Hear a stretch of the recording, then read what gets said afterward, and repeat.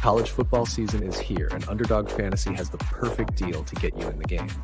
Use the code WALKON to grab up to $1,000 in bonus cash and a free pick on all the college football action. Whether you're riding with your alma mater or making bold predictions, this is your chance to win big all season long. Don't miss out. Use code WALKON, that's WALKON, to get started today.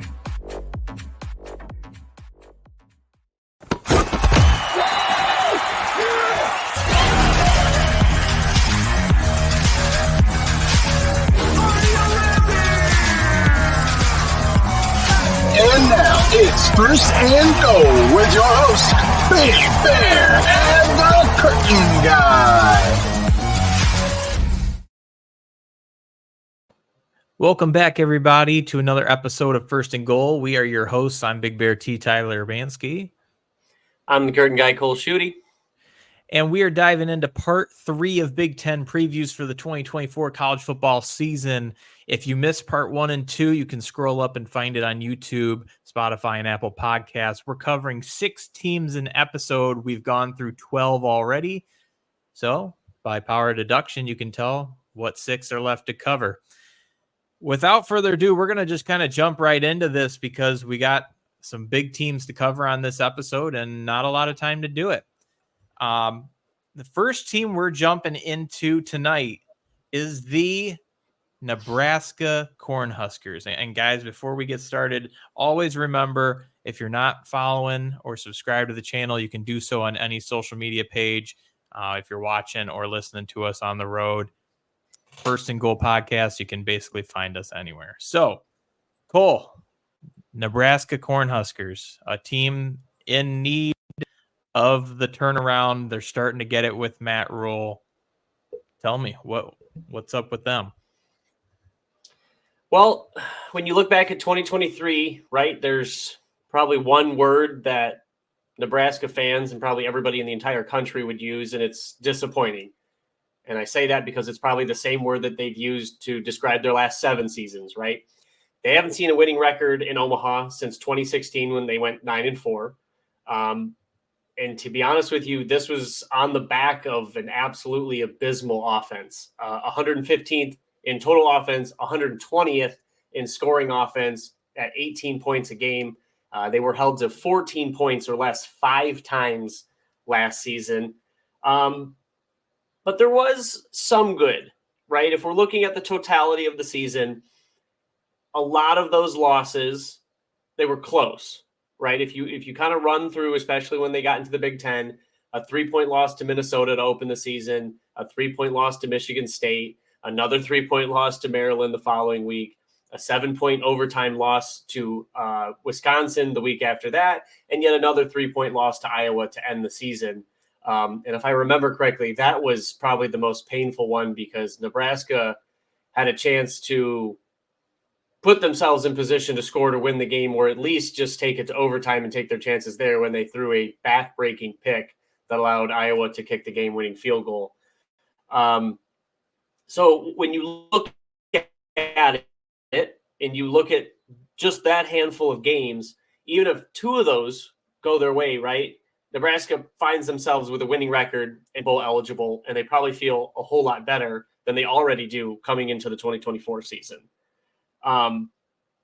You mentioned Matt Rule being a big part of this. We've seen what he's able to do at a program like Baylor. That was kind of the anticipation of what he's going to be able to do at Nebraska. Obviously, the first season didn't go the way that most fans were hoping it would, but year 2 brings renewed optimism due to some noticeable improvements to the defense last year and certainly to recruiting, which we'll touch on in a little bit. But I got to touch on the defense because you kind of saw him throughout the season last year while I was looking through the stats, but they went from the 77th ranked scoring defense in the country in 2022, giving about almost 28 points a game, to the 13th ranked scoring defense in 2023, where they gave up just over 18 points a game. So that's a pretty incredible jump and something that they look to build on heading into 2024, and something that I think is going to be a staple of the Cornhuskers program. But the recruiting also has seen an uptick with him because Matt Rule is a guy who understands how important recruiting is to building the foundation of a program.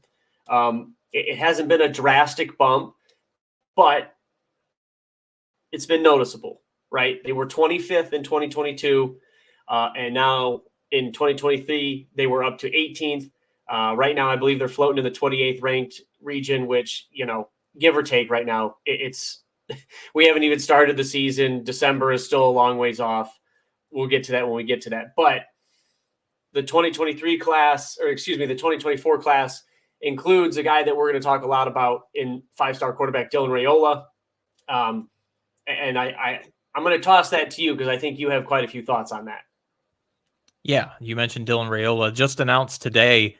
If you're following us live, Nebraska names Dylan Raiola as their starting QB for this season. And this is a five-star quarterback. The eyes of Nebraska football are going to be glued on this kid this year. And it's rightfully so. Coming out of high school, he was the 7th best overall prospect in the 2024 class. He was the number 2 quarterback, number 1 player in the state of Georgia. He had initial commitments to both Ohio State and Georgia. He had a kind of a lengthy recruitment process, but he ultimately settled with the Huskers. And then talent-wise, Raiola plays very similar to the likes of like a Matthew Stafford, but also if you watch the spring game highlights, Dylan Raiola gave off a lot of strange resemblance to Patrick Mahomes. The weird arm slot angle throws, just the way that he kind of carries himself on the field was very similar. So I thought that was interesting. He's known to throw a really pretty deep ball. He's 6'3", 230 pounds. He has the ability to make difficult plays when that pocket collapses. Like we mentioned, those awkward arm slot throws, very Pat Mahomes-esque. This Husker offense, though, kind of shifting with them. They're returning running back Gabe Ervin. He was injured a lot of last season, so he's looking for a full season under his belt. And they bring in guys like a very talented Oregon transfer at running back, Dante Dowdell. You combine that ability to be two-dimensional on offense with some palpable play on that offensive line. And I think there's going to be more hope than hype for Huskers fans this season. So kind of looking to this schedule, if you're watching us live on YouTube, it'll be on the screen. If you're on the road listening, we'll break it down. So for Nebraska, they start off with 4 home games. They have UTEP, Colorado, Northern Iowa, and Illinois. They hit the road to play Purdue. They come home against Rutgers, back-to-back road games with Indiana and Ohio State. They come home for UCLA, then head out west to play USC. Their final 2 games, a home game against Wisconsin, and then on the road at Iowa. So kind of look at this schedule and break it down for me, Cole. The model currently showing for Nebraska 8 to 9 wins, which with a true freshman at quarterback seems really high. I think there's a lot of upside potential with this team, and they know that Matt Rule can build programs, but are they ready? So, tell me about this schedule. What do you think? It's not out of the realm of possibility. It wasn't something that I looked at when you put the model, on our outline, and I said, "Oh, where the hell is that coming from?" It makes a lot of sense. I know it's a freshman quarterback. Do I think Raiola is talented? Yes. Do I think he's going to take his lumps? Also, yes. But I think with how talented the defense is and the direction that they were headed, I think that's going to allow him that necessary room for growth, especially as they get into some of those bigger matchups towards the middle and end of their season. Speaking of that, there's not a ton of notable matchups, right? You have a week 2 rivalry matchup with Colorado. I think that's going to tell us a lot about both of those programs. It's kind of surprisingly last year, Colorado thumped Nebraska with a 22-point win, for Deion's squad last year. But outside of that, that first 7 or so games, you really only have 3 currently in the preseason ranked matchups: at number 2 Ohio State at the end of October, at number 23 USC in the middle of November, and at number 25 Iowa to end the season. Yep. Outside of that, it's a lot of these teams that we've been having these conversations with that make up that middle ground of the Big Ten, where it's kind of be, eat or be eaten, right? And we kind of think Nebraska is going to be a little bit more towards the top of that grouping, and I can see it. There's a lot of wins in there, especially in that front half of the schedule. But I'm going to toss it back to you. I mean, are you seeing the same thing? Is there anything else that sticks out to you? No, I agree completely. I do think that front half of the schedule is pretty favorable for Nebraska. I'm kind of double checking with the model, and the toughest one they have in that first 6 or 7 is probably Rutgers or sorry, yeah, toughest, opponent. Yeah, is probably Rutgers and Indiana.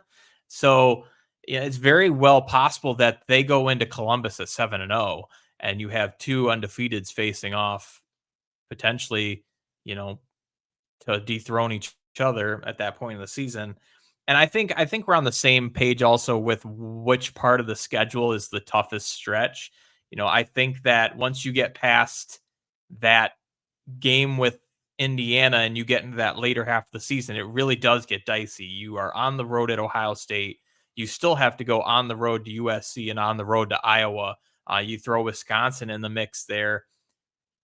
There really isn't a spot that they're favored in that second half of the schedule outside of UCLA and maybe Wisconsin a little bit, but that's still, the model's basing that on a really strong first half. So if the first half doesn't go as strong as we think it is at a 7-0 pace, it might teeter down to the lower end and maybe like a 7-win season. But it's a really high floor for this Nebraska team, to say the least. No, absolutely.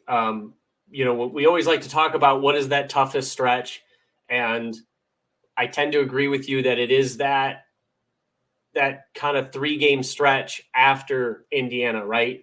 You travel to Columbus to play one of the best teams in the entire country. Even if you are 7-0, that's a big ask, right? You come back home to play UCLA, which, we'll see where UCLA is this year. But then you have to travel out to LA to play USC. So, again, you're ramping up that difficulty. You're putting the burden of travel on the team. That could create some frustrating times for Huskers fans. But if you can get through that 7-game stretch, which to start the season, which I believe is what's going to define the season. You made a mention to it, and that is what really sticks out to me, is if they can come through that anywhere from 5-2 to 7-0, I think Nebraska should feel really good about themselves headed down the stretch, because 1, you're definitely headed back to a bowl game, but 2, you definitely have an outside, I wouldn't even say an outside chance, a pretty good chance of potentially finding your way into the playoffs at the end of the year. And that's probably something that Huskers fans might not even consider to be a possibility, which is crazy to think that with a true freshman quarterback and a coach that's only been there a few years, that's very well possible. And the transfer portal has made that a whole different animal. So I think that answers one of my questions. I was going to say, do we think that these rebuilding efforts are going to put them in contention for a bowl game? I think 100% yes. As you just mentioned, if it plays to the ceiling of this team, I think that it's not completely unreasonable to think that they could at least be on the outside looking in at the playoff this year. Is there any recruits, transfers that you think has like an immediate impact on this team, or like what's the X factor, right?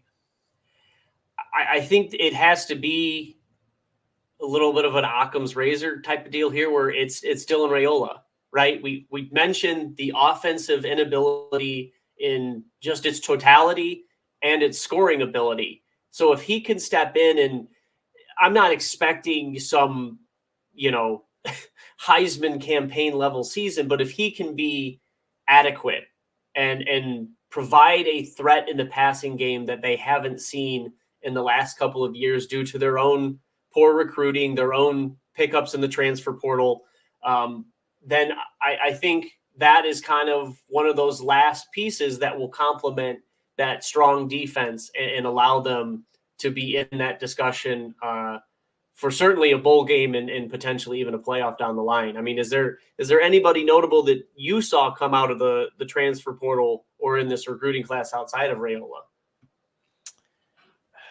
I know that the offensive side of the ball is going to be better. I don't think it's necessarily any newcomers or people, I guess, out of the portal. I think that they added depth and they have depth at running back, but I think having Gabe Ervin healthy again, as we mentioned before, just being able to be multidimensional on offense. And if you can have a solid run game, it's going to allow Raiola to show you the best side of himself. And if it's the opposite, I think that it's going to be a true struggle for him as a freshman. And, we'll have to see how that goes. But I do think that he has what it takes to be the next Caleb Williams-esque player. I mean, truthfully. So I'm excited to see how this progresses. We could go on and on. I know Nebraska, guys, this is a lot of hype for this team. So we'll tune into them as the season gets going. We're going to move on to team number 2. We are talking about the Penn State Nittany Lions. The model is coming in for Penn State at 10 to 11 wins. So that's pretty much like status quo for Penn State if you've known them the last few years. I mean, they have always been at that same teetering level of just on the outside looking in. And when are they going to break through that? When are they going to get to that next level of playoff caliber and being able to show what they can do in the late December, early January period? I think that might be this year. Truthfully, I think that if the Big Ten is going to get 3 to 4 teams in the playoff, this is their year to do it. Cole, talk to me about the Penn State Nittany Lions. Yeah, I mean, you pretty much hit the nail on the head, right? 2023 was another season, another cycle of James Franklin's teams winning the games they're supposed to and coming up short against Ohio State, Michigan, and ending up in a New Year's Six bowl game, right? Lather, rinse, repeat. It's kind of been the cycle that they have gone through. It's the cycle that they're used to, and I'm sure, I don't even know if it's disappointing anymore, as it is just a numb feeling that they have in Happy Valley these days, because that is the status quo and they pretty much achieve it year in and year out. The good news is with the expanded playoffs, I think there is a little bit more to look forward to, because we talked about it a few episodes back when we talked about the playoff being expanded, that Penn State would have been one of those teams in this past playoff had it been that 12-team format last year. So I think they will consistently find themselves in the playoffs. And when you can get that type of notoriety, and maybe if you can even win a game or two, I think it helps, greatly with the program moving forward. Looking at them from a broad perspective, going into the season, it was supposed to be, the running back duo of Nicholas Singleton and Katron Allen were going to build on their impressive campaigns from 2022, right? They were listed right up there with Blake Corum and Donovan Edwards as one of the best running back tandems in the country. And then, much like we're talking about Dylan Raiola, Drew Aller was that quarterback, that piece that they had been missing on offense that would provide a consistent threat in the passing game, that would elevate the Nittany Lions and complement that running game to finally, push them over the top and maybe see them get another berth into the Big Ten championship game.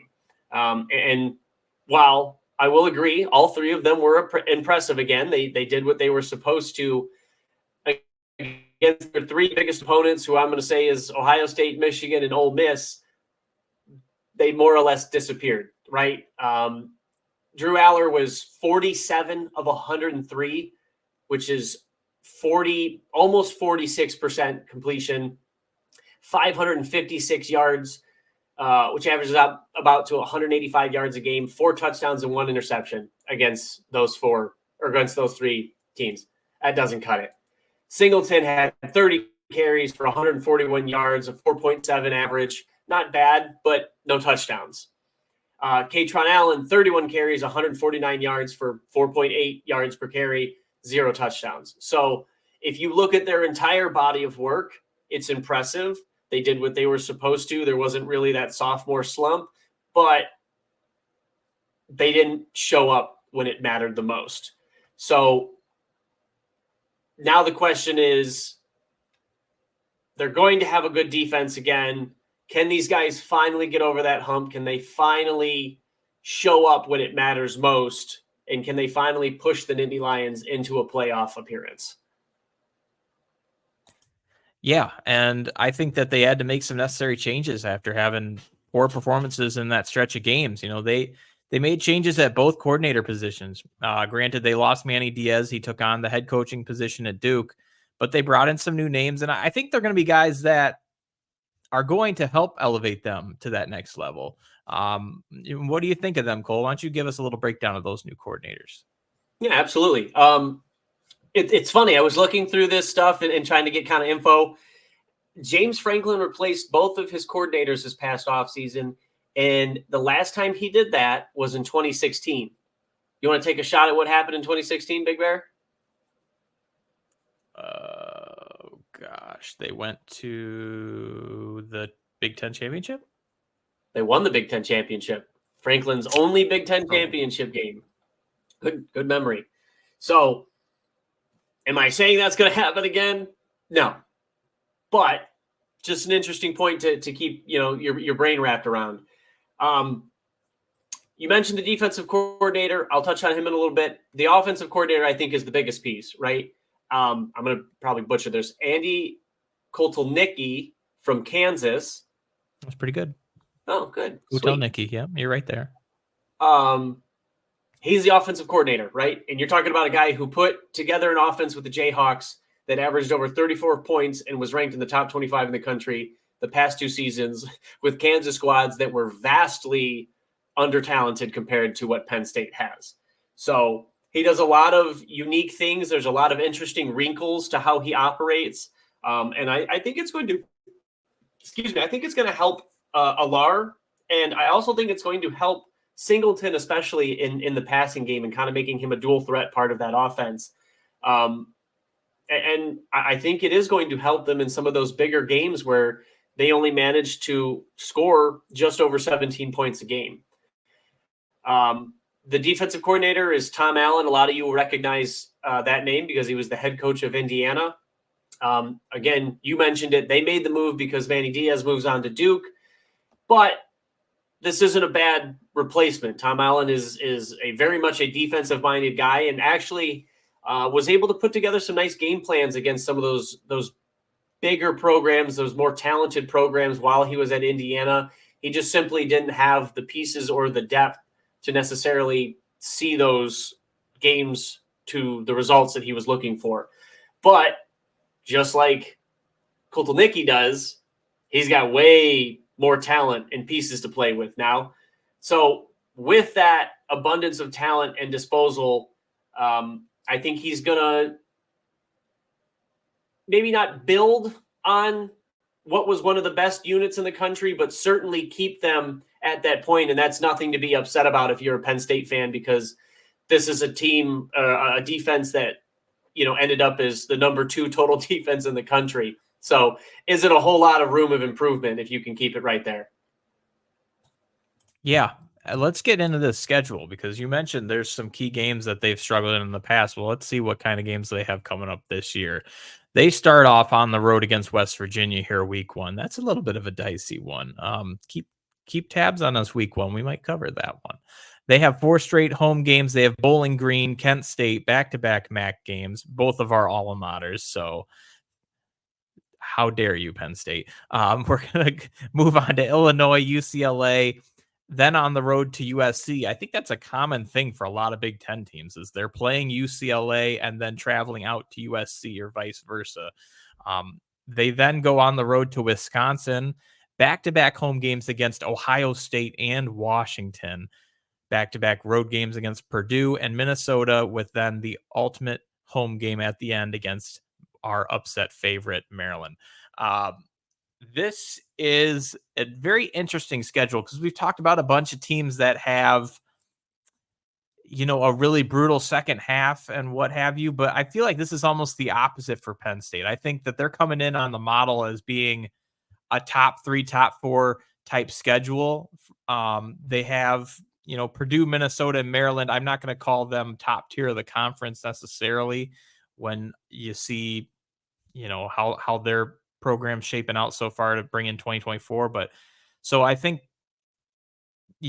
Penn State's looking pretty decent as they finish off the season. I think it's just that middle stretch. It's where you're going to get into a really tough home game, and you also have to hit the road for 2 back-to-back really tough opponents. So what do you think about which marquee matchup do you think is the one that's circled the most? I think it's a lot like Rutgers game where I really don't worry about the first 5 games of the season, really. I shouldn't say not worried because I'm also intrigued about that opener in West Virginia. That's kind of a big draw. Normally we've seen those matchups in week 2, but I think last year a lot of people were surprised at how close that game was for quite a bit with West Virginia coming to Happy Valley. And I'll be curious to see how it plays out this year because like we've been talking about with many of these matchups, I think it's going to give you a pretty good sense of both teams and where their trajectories are headed in 2024.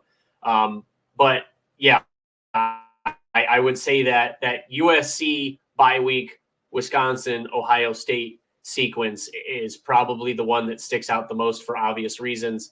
I kind of skipped over there, but having to play Washington right after that is no reward, I guess. But you're talking about the biggest thing is they get Ohio State at home. That's going to be their stripe out. And then they're doing their whiteout against Washington, I believe. But to your point, Big Bear, they get to miss on matchups like Michigan and Oregon on top of getting teams like Buckeyes and the Huskies at home. So I think that does play in their favor quite a bit. So when we think back to like 2016, the team that replaced coordinators went into the Big Ten championship, won the Big Ten championship. Let's talk about 2024 Penn State, right? They just replaced their coordinators. The schedule doesn't look too bad. Definitely non-conference is decent. The last 3 weeks seem pretty decent. Other than beating Ohio State, which I feel like that's the kind of the fallback answer. I mean, is there any other resume builder that you think Penn State needs in order to firmly secure themselves in a top 2 spot for the Big Ten at least? I mean, I think because I think we're on the same kind of mindset here, right? Where, and we'll talk about it later in the episode, but you and I, like most of the country, kind of view Ohio State and Oregon on this path to not only meet in the middle of October, but to meet again for the Big Ten championship game. And we'll see how that plays out.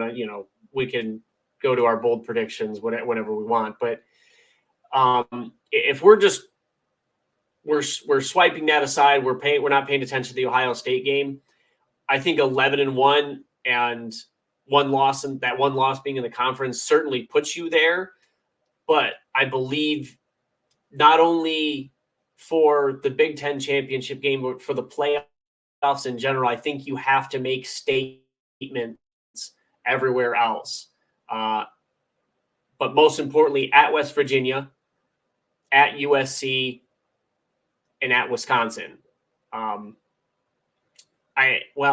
guess I'll throw Washington in there. I keep kind of forgetting them, putting them on the back burner. But you have to make a statement there, right? You have to not just win those games, but you have to almost, in a sense, dominate them, right? Because even if you lose to Ohio State, other things can happen. If Ohio State loses to Oregon, and then maybe Oregon slips up somewhere else, then all of a sudden you have that 3-way tie and anything can happen in that position. But you have to dominate the rest of your schedule. You have to show that you are able to compete with anybody in the country. And then at the end of the season, if you're sitting at 11-1, you kind of have to just let the chips fall where they may. Love it. Well, we talked about Tom Allen being the head coach previously at Indiana. Well, that's where we're going to go next. We are talking about the Indiana Hoosiers, a team that the model is being pretty brutal on, kind of similar to the likes of our good old buddies at Purdue. They have them at 5 to 6 wins. Actually, UCLA throw them in there too. 5 to 6 wins for the Indiana Hoosiers. And this is a Hoosiers team that has not won 10 games in a season. They have one Big Ten championship in 1945, and they've only had 3 winning seasons in the last 30 years. Well, guess what? Insert head coach Curt Cignetti, right? Cignetti is a perfect fit for this program. His last stop came at James Madison. He introduced the Dukes to the FBS level in stellar fashion. Cignetti in his coaching career is 119-35 overall record, which, Cole, you kind of mentioned during our State of the Big Ten episode a few weeks ago. He's never had a losing season. And I don't think that Indiana's leaps and bounds behind the bulk of the Big Ten. I think that they need more emphasis on doing the little things better.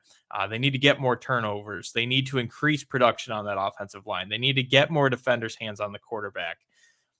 I'm going to throw some facts and statistics here for the next minute, so kind of bear with me. But last year, Indiana finished 3-9. 4 of those losses were by a total of 17 total points. In games when they allowed less than 100 rushing yards, they were 2-1. And games when they allowed more than 100 rushing yards, they were 1-8. So fumbles-wise, Indiana had 19. They lost 8. Their opponents had 11 and lost 3. And here's kind of the worst one of them all, is Indiana on 4th down was 10 of 27, 37% conversion, and 2-point conversions, they were 0 for 6. So not a clutch gene at all for the Hoosiers last season. I believe with that right mindset, some toughness, the influx of talent they have, especially some of the guys coming from James Madison following Cignetti, I think the Hoosiers should, I'm going to emphasize should, be able to make a bowl game in 2024. I'm kind of leaning towards that higher level of the model. Maybe it's not a winning season, but I can see a 500 record not being outside the realm of possibility.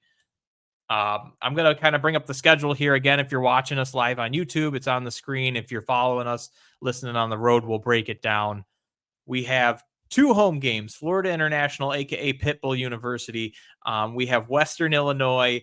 Then they hit the road to play UCLA. They come home for 2 more home games against Charlotte and Maryland. Sorry, I'm still laughing about the Pitbull University part.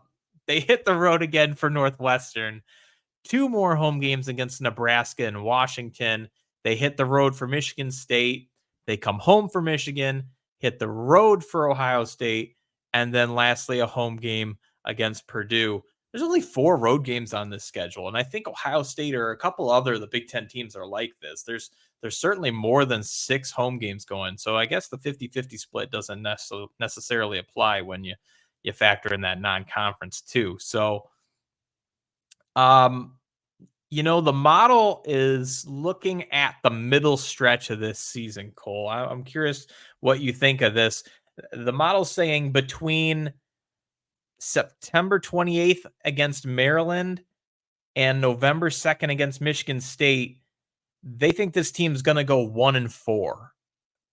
And that's a brutal stretch for a team that we're hoping can get to 6-6 at least. What do you think about that? Yeah, I was chuckling to myself because I just scrolled down and looked at the model for the first time, and that whole middle section is just yellow. I mean,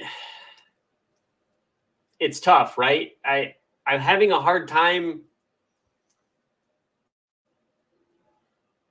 seeing that Michigan State would be the only win. I could see possibly Northwestern being another one of those wins. And then I guess if that is the case, kind of building off what we talked about with Maryland and Nebraska and where we think Washington will be, I think if you can go 2-3 in that stretch, it certainly is a better step in the right direction. Sure. Especially when you come out of that and you're rewarded with Michigan and Ohio State and then your rivalry game against Purdue. But if you can get wins against Florida International, Western Illinois, and Charlotte, and then 2 wins in that stretch there that the model has highlighted, and then finish off with a win over Purdue, that puts you in a bowl game, right? And that's headed in that direction that you were talking about. It may not be pretty per se, but if they can get to a bowl game and win, it'll keep Cignetti's record of never having a losing season intact, and I think it would build a lot of momentum for the future. Yeah, and I think he's going to have a couple of good pieces coming in that are going to help him get there. I think on offense, the Hoosiers have talented Ohio quarterback Curtis Rourke coming in to compete with Taven Jackson. He really struggled last season taking on the role of QB. At wide receiver, they bring in Elijah Sarrett from SMU. At running back, they bring in grad transfer Justice Ellison from Wake Forest. And they return center Mike Caddick and left tackle Carter Smith. They're going to gel with a couple incoming linemen following Cignetti from James Madison as well. So I know defensive side of the ball, they brought in some players from James Madison. They really did hit the portal on the offensive side. And I think that was an area that we talked about. They struggled. I mean, they were worse than subpar on 4th down. 3rd down wasn't really any better. It was a team that didn't have any grit or toughness. And we talked about they were just outside of maybe 3 to 4 more wins last year. That would have put them at 6-6. So if you insert pieces there that can help get that offense up to a 500 level, if not a little better, I don't see a reason why Curt Cignetti won't succeed at least in year 1. And then you hit the recruiting trail guns a-blazing, and then 2025 could be a total different story. So yeah.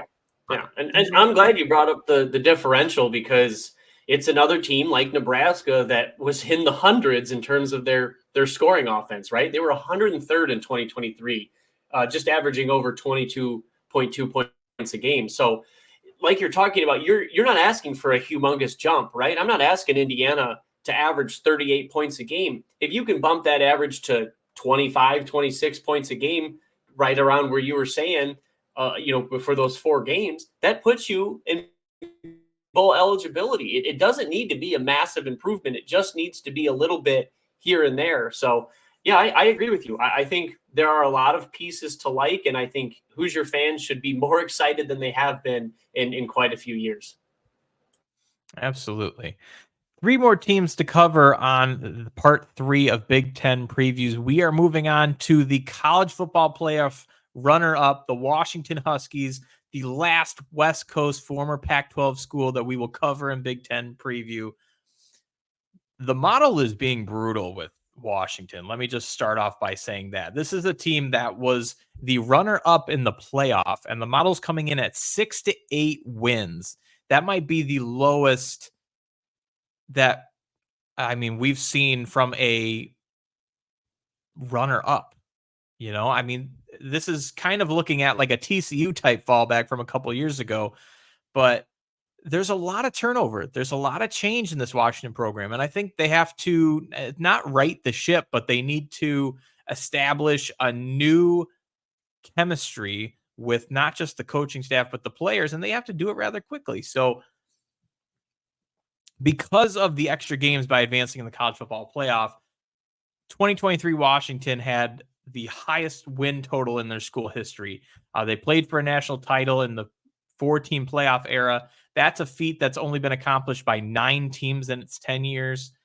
You get back there in a 12-team playoff, and that's a whole different level of honor. But the Huskies are essentially starting from scratch. They lose head coach Kalen DeBoer. He departs for Alabama. They are forced to reload almost at all the key parts of the team on both sides of the ball. Thankfully, you welcome in Jed Fish. He's a masterclass head coach. He's had a lot of experience turning over programs, like his last stop at Arizona, where he turned a 3-win team into the likes that they are now with a quarterback like Noah Fafita and wide receiver Teteroa McMillan. He brought a lot of pieces to Washington from Arizona, like running back Jonah Coleman, pieces that are going to contribute right away. And we mentioned this, the model, and it seems like a lot of people are just kind of writing off the Huskies from the start.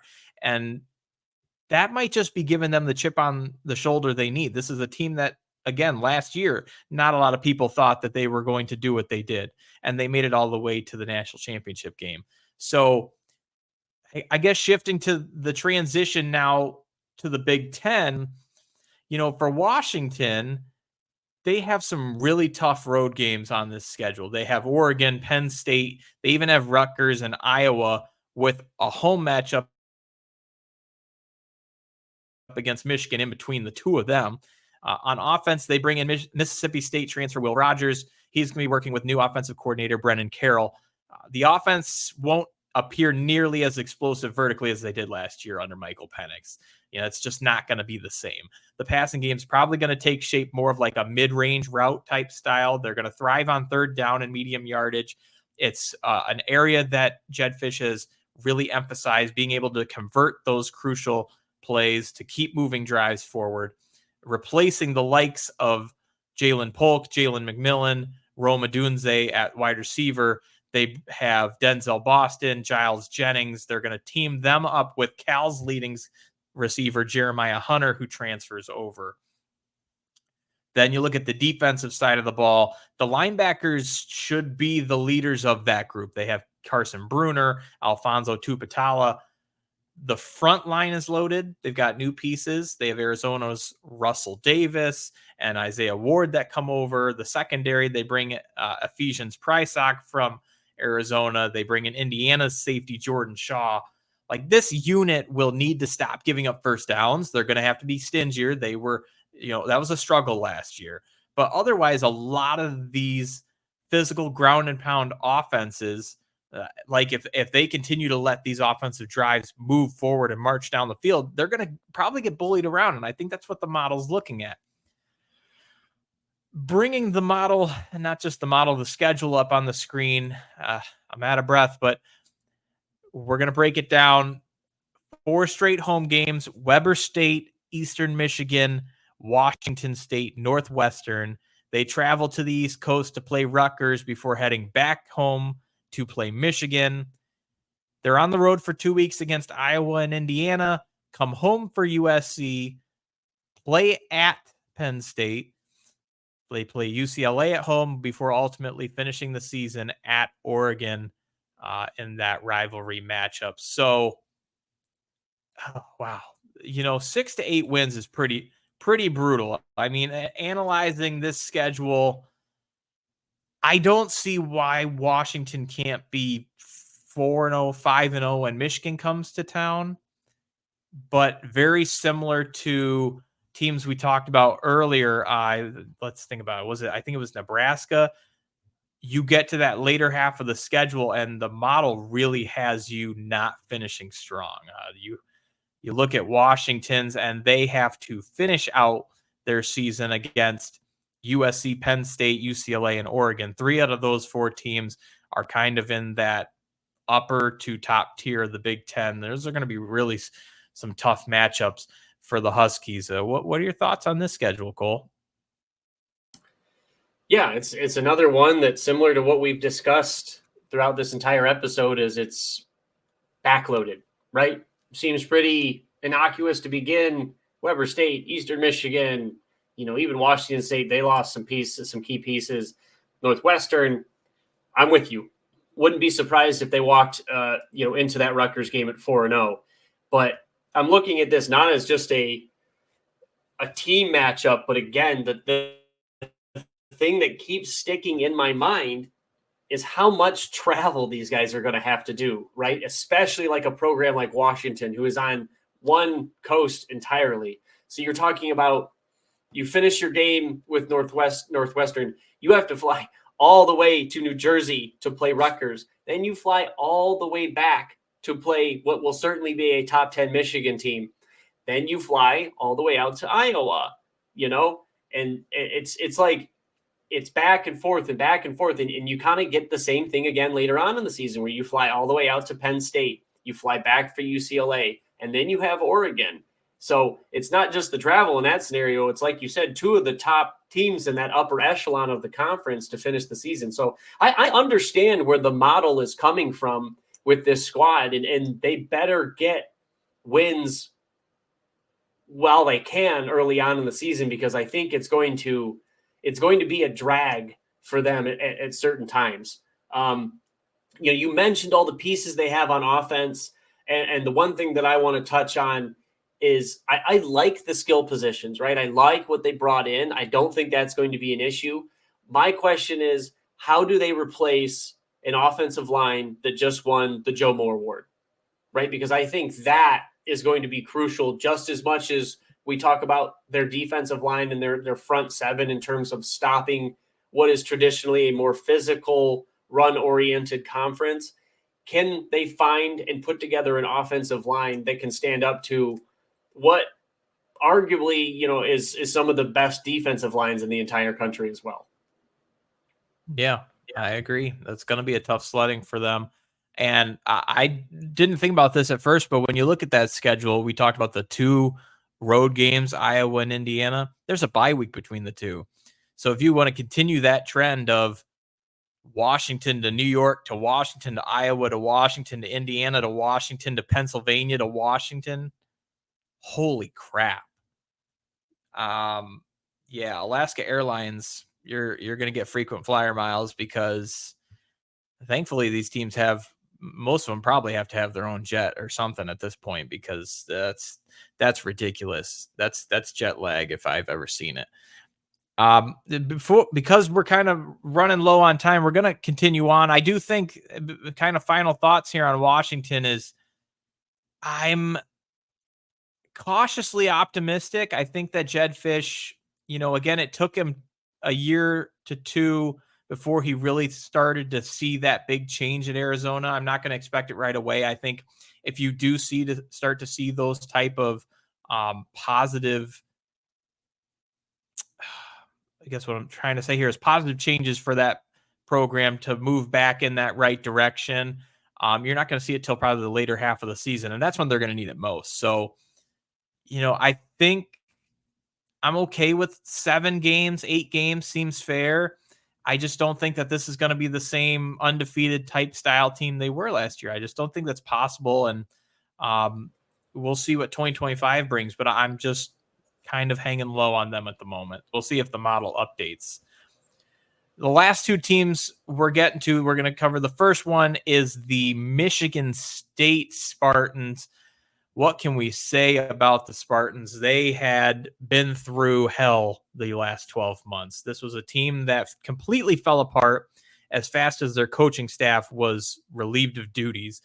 The defense was obliterated by their opponents in 2023. They allowed 700 yards to Washington. They allowed over 1,000 yards combined to both Ohio State and Penn State. You shift gears to 2024. They bring in head coach Jonathan Smith from Oregon State to turn around that downward spiral. Along with him comes quarterback Aiden Childs. That is a guy who is probably going to become the franchise player for Michigan State the next 2 or so years.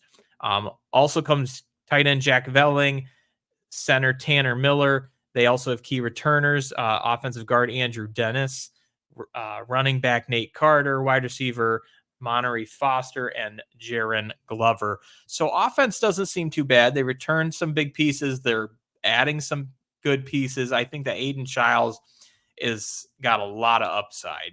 He learned under DJ Uiagalelei last year, a guy who's been in college football at multiple programs, played at a high level, had a decent season. I think he's ready to step into that role. I hope he's ready. Schedule's up on the screen. They start off at home against Florida Atlantic. They hit the road for Maryland, home against Prairie View A&M. Shout out Jeff Booth. They hit the road for Boston College, home against Ohio State, on the road at Oregon on a Friday, home against Iowa the following Saturday, on the road at Michigan, home against Indiana, on the road at Illinois, and then 2 home games against Purdue and Rutgers. So kind of breaking down the most important games and, how this shapes out. The model, I think the model could have probably highlighted 90% of their schedule. Not because they're close competitive games, but because there's a 7 game, 8 out of 9 game stretch where the model has them losing. The current total the model shows is a 3-4 wins season for Michigan State. After Prairie View, it shows them having 1 win the rest of the year. And that comes in late November against Purdue. So either the model is just going to have to be completely burnt to the ground and thrown out the window because Michigan State's going to be nothing like we think it's supposed to be, or we're going to have to buckle up in East Lansing because it's going to take a while for Jonathan Smith to get some things going. What do you think about this, Cole? Are you on the same path as me in the model? Do you think maybe there's some other opportunities they can pull through a win? As it stands right now, I'm with you in the model. I think it's going to be frustrating for Michigan State fans yet again. I like what Smith does. I like the mentality that he brings to his program. So I think they are going to come in and they are going to fight. He's brought in some nice pieces. There is just at a certain point, you do not have the depth. You do not have the talent to compete with some of these teams who already have been rebuilding or have been staples, not only in this conference, but in the country the entire year. And when you look at a stretch like they see from the end of September through the end of October, who the hell did they piss off, right? Because Ohio State, Oregon, Iowa, Michigan, I mean, holy hell. You're talking about 3 potential top 10, maybe even top 5 teams in a 4-game stretch. I mean, that's no fun. And then on top of it, that 4th game happens to be Iowa, who is a consistent contender in the Big Ten championship. And will certainly, is somebody that we've mentioned, we think is going to make a little bit of noise this year and potentially backdoor their way into the playoffs as well. So with stout defense. Yes, exactly. And so I think it will look better at times for Michigan State because of the pieces that have been brought in, but I don't think they have the depth to allow them to get close to bowl eligibility this year. Is it possible in the next coming years as he builds this program? Absolutely. But for now, it's going to look a lot like 2023 and 2022 did. Yeah. Other facts on the Spartans here. They really struggled on converting 3rd downs last year. Unfortunately, Oregon State wasn't much better under Jonathan Smith. 30% conversion percentage. It was the worst performance by a Spartan squad in decades. That's not great. They lose guys like Jaron Mangum going to Michigan too. So they have a couple guys going out. The offense, again, we talked about the influx. It looks pretty decent, but is the defense going to be able to buoy you enough to keep you in games? I just don't see it. And so I think we're riding with the model here. So I'm sorry, Michigan State fans at home. We're holding out hope that you can get over that and beat the model on these predictions, maybe get to that bowl eligible mark, but it's going to be tough sledding to say the least. The last team on Big Ten previews. Who would have thought we saved it for last? I don't think it was even intentional that we saved them for last. But Cole, I'm just going to kind of turn it to you.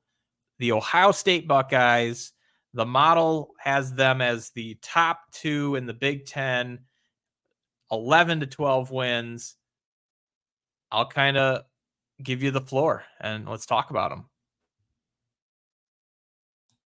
Yeah, we'll start in 2023. For most of the season, it was business as usual, even though most of the games were a little bit closer than I think some Buckeye fans were used to.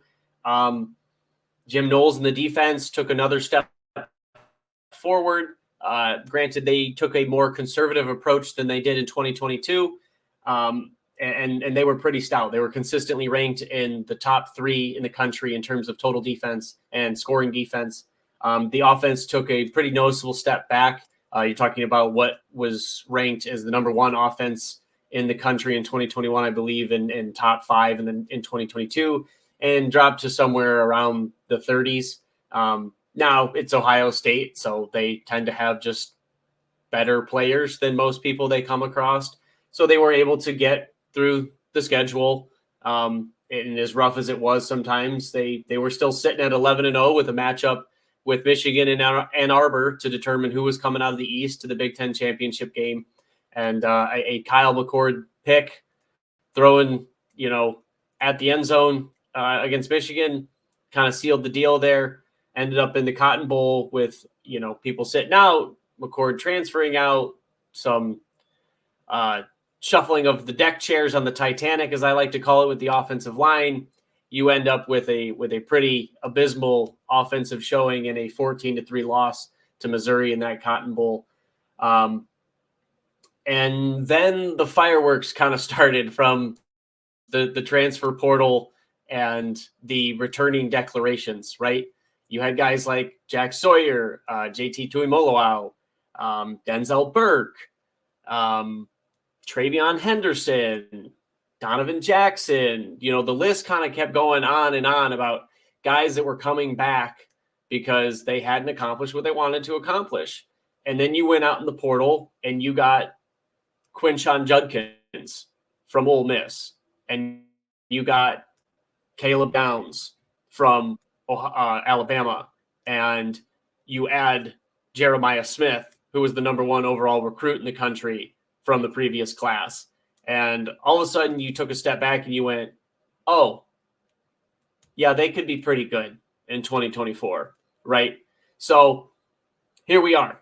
Now the expectation is an appearance in the Big Ten championship game, going back to the playoffs, and what everyone is kind of thinking, national championship or bust, right?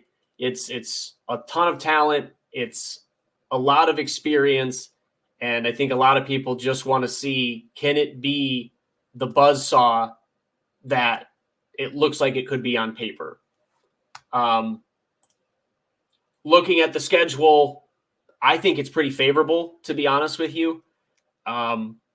Akron, Western Michigan, a bye week, Marshall, and then, Michigan State is your first away game. And we just talked about them. So you're talking about returning home in the beginning of October against a really good Iowa team, but 4-0, probably a lot of rest involved with there because you should relatively blow these teams out, right? You probably get through Iowa, probably not as cleanly as most people would like to see it. And then it's the big matchup, right? The one that everybody has circled and the one we just learned is a 7:30 p.m. time slot on NBC. In Autzen against the Ducks, something that we mentioned earlier in the episode, exactly what we anticipate will be a rematch for the Big Ten championship game. And so I think that goes a lot of way to kind of shifting and determining a lot of the pieces for not only the Big Ten, obviously, but for the playoff picture as well. A lot of those buys are going to play into effect there. What we anticipate to be a good Nebraska team at Penn State for that stripe out that I mentioned, Purdue, Northwestern, Indiana. Again, you kind of get that tail off towards the end of the conference. And then you get the November 30th at home with a Michigan team that you haven't beat in 3 years. So I tend to enjoy how the schedule lines up. I don't think it's overly difficult. I don't think it's overly easy. I think it provides some stiff tests. It will give us some true answers on how good this team actually is. And I'm excited for these guys to kick the season off. But I guess I'll toss it to you a little bit before I get on another rant. We talked about Oregon earlier in the season. Are the Buckeyes one of, if not the biggest threat to the Ducks entering this conference? Oh, for sure. I mean, it's definitely one of the 2 biggest games they have circled on their schedule. The thankful part is they get to have Ohio State at home. They have to go to Michigan at the start of November. So that one is the second, but also difficult circled because of the road trip. I think that, I just briefly from an Oregon and Ohio State perspective, like these are two teams that are so similar in many different ways. If you think of teams that have lost 3 straight games to their rivals, teams that were a couple drives away from a playoff appearance, teams that have been coached by a guy named Chip Kelly. If you just said those 3 attributes, you might not know which team we're talking about, but they're very similar. They're both very strong offensive teams. They focused on being in the trenches, but then also defensively, they have really good players in key spots, good linebackers. You mentioned they added Caleb Downs. I think that this might be the best Buckeye defense they've had under Jim Knowles. And that's exciting because this is a team that was very close to beating the undefeated national champion Michigan Wolverines, right? It was just a couple of key plays and key drives that went the other way. So I think that everything is there in front of them. And like many teams we've mentioned, it's just about having that little mindset of grit and toughness and being able to execute down the stretch when you really need to. A couple of questions I kind of want to circle back to you, Cole, is quarterback Will Howard comes in from Kansas State. He's going to take over the helm at Ohio State. He's got a lot of pieces on offense. How do you think he adapts from that Big 12 season schedule that he had to now being in the Big 10 and how Ohio State will run with him? I think he transitions nicely, not for the fact of it's a similar offense or even a similar playing style, because what Ryan Day does is his passing concepts are very NFL caliber. And that's why guys like CJ Stroud and Justin Fields have thrived in that and then found varying levels of success in the NFL. But the thing that really gives me confidence in Will Howard finding success now is because of your man, Chip Kelly. What Chip Kelly does in terms of scheming and utilizing dual threat quarterbacks, which is something that I think the Ohio State offense has been missing for many years now. I think it will do wonders for his confidence in terms of just getting him easy reads, quick reads to make, getting him involved in the run game to equate numbers with the defense. And so I think he will just find himself a lot of times in the same discussion that we had with Dylan Gabriel, right? Where they just have to be facilitators. The numbers are going to look fantastic. And I wouldn't be surprised if both of those guys are finding themselves in New York for the Heisman ceremony. But because of the depth of talent, the riches around them, they will be allowed to play fast, make quick decisions, get the ball out, and just let those guys do what they do best. And then on top of that, the big thing with Ohio State in the last couple of years is that the running game has kind of slowly backtracked a lot. And I think a lot of it, more than people will probably want to recognize, is scheme related. I don't think it's talent. I don't think it's just a general lack of toughness. I think it is quite literally they were being schemed into failure, basically. When you don't have a quarterback that can run and you try to run RPOs, it doesn't really work because the defense knows you're not pulling that ball and running it. And so you're running into fronts that know exactly where that ball is going, and they're just keying down and destroying blocks and filling holes. And so of course there isn't a lot of success there. So when you can equate numbers, when you have guys like Chip Kelly who love to go misdirection, love to have pulling guards and kind of, get that type of scheme integrated into it. Not only are guys like Quinshon Judkins and Travion Henderson going to find success, but Will Howard is also going to find success because of that. No, I agree. I think that's one of the things I love about Chip Kelly. Some people still think that Chip Kelly runs the blur offense, the whole, high tempo spread, no huddle option style. And as Joel Klatt put in an article in the last month or so, that died when Chip Kelly went to the NFL. That was a whole different animal. He had to reinvent his offense. And I think that's what made him have success when he came back to the college ranks, because he found what he was good at. He was good at designing schemes and play calls around the player's strengths. I think that's why DTR had such success with him at UCLA, was that he was able to put him in a position where he could actually make a play.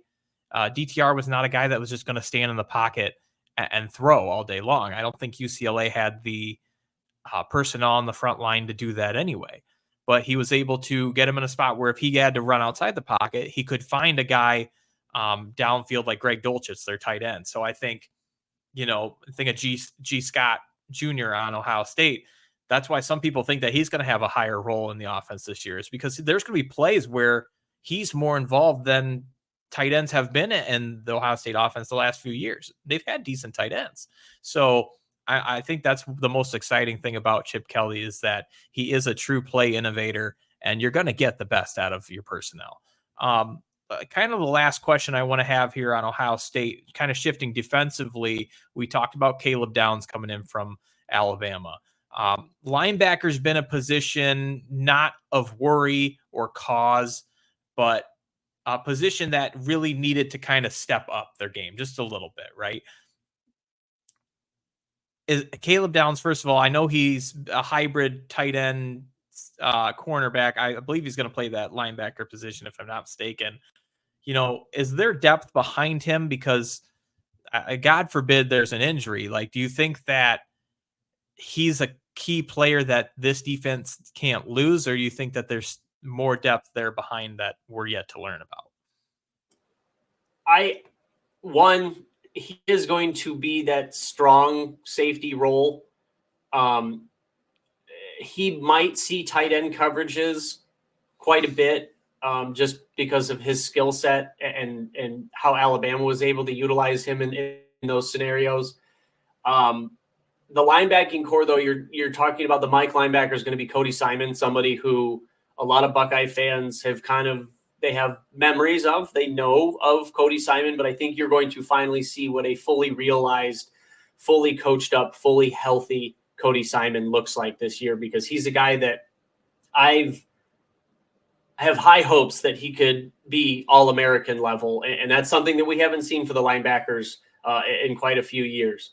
And then the other guy at the will is going to be Sonny Styles, somebody who was a safety hybrid position and it got a little too big. I don't know if you've seen pictures of him, but this kid is 19, 20 years old and legitimately 6'6" and 245 pounds. So it's a little too big, no matter how freakishly athletic you are, to be playing safety. So I think he's also a guy that will be utilized in that tight end position, coverage scheme.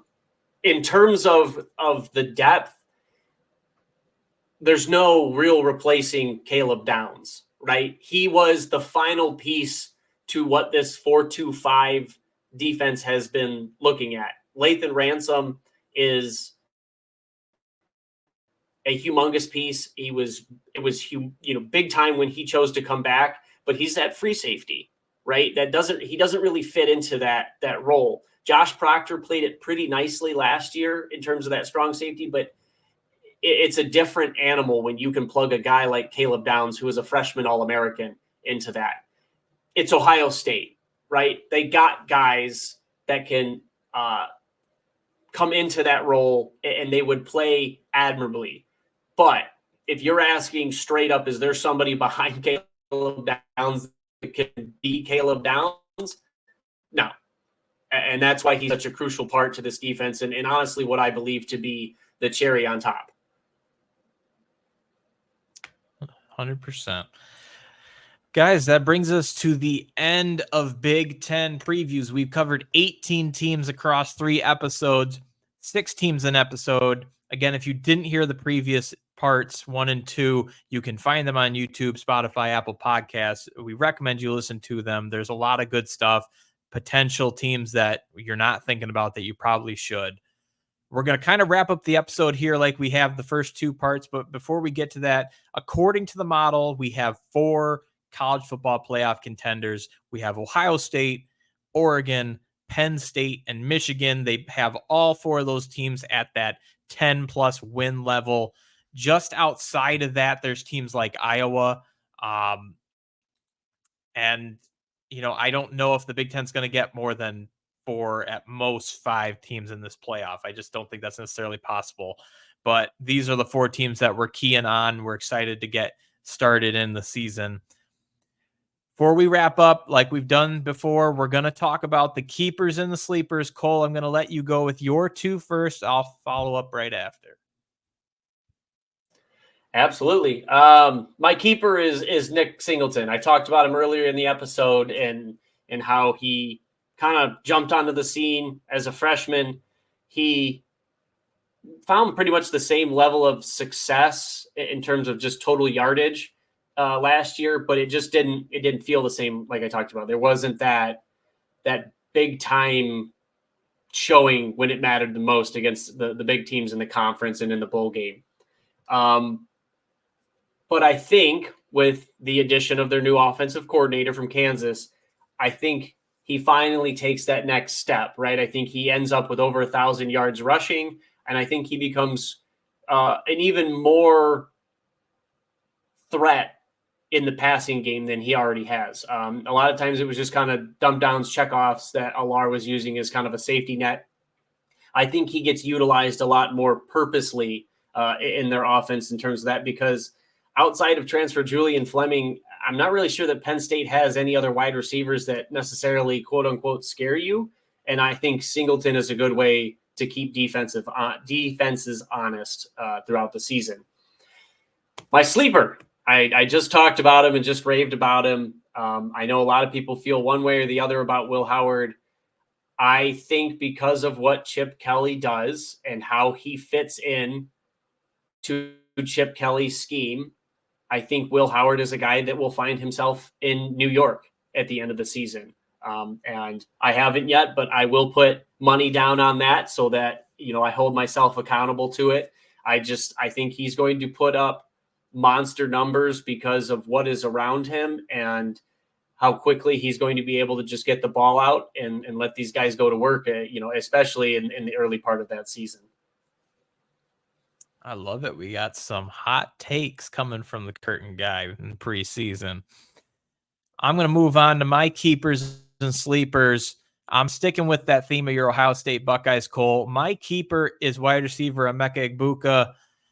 Guys, he's literally one of the best wide receivers in the country, and he has the chance to be the best. Coming into this season with the losses of guys like Marvin Harrison, you have Roma Dunze, Malik Neighbors all going to the NFL. There's spots for that top receiver role in the country, and I think he could fill it. Egbuka's had a stellar career at Ohio State over 3 seasons. He's had 124 catches, 1,800 yards, 14 touchdowns. He's added 16 carries, 112 yards rushing, and 2 touchdowns. Not to mention, he's probably one of the best kick returners in the conference in his time as a return specialist. So keep an eye out for Emeka Egbuka to have another stellar year this year. My sleeper, not a lot of people know about it. Oregon Duck fans know about it. Nebraska Husker fans know about it. I got Dante Dowdell, the running back at Nebraska. 6'2", 225 pounds, the sophomore tailbacks in his first year with the program. He played 6 games last year for Oregon. He had 90 total yards rushing and 1 touchdown, which came against Portland State in Oregon's season opener. Dowdell was a consensus 4-star prospect in the 2023 cycle. He was ranked by rivals just outside the top 100, but a top 6 running back in the country. This fall, he's looking to earn a role in the Huskers running back rotation. It's headed by Gabe Ervin, who's returning from injury. Like we mentioned during the preview, we think that he's due to come back and have a nice season. So we'll see how he factors into that rotation. But coaches have really been cheering Dowdell, like on his physical running style. Excuse me. Marcus Satterfield, the offensive coordinator, was quoted saying that he gets past that box, the defensive backs are not going to want to tackle him. He's physical, downhill runner. He's got a good job. He picks up blitz packages in camp, and he's been improving where he can stay in on 3rd down. So with his size and his power, the ability to run downhill with aggression. I think that he has a potential to be a third down back, maybe even a goal line back for Nebraska this year, if not for the foreseeable future. And I think that is a guy that Dylan Raiola will be happy to have on his side. So that is my sleeper. We'll cap off the episode once again. I've said it a million times. I'll say it again.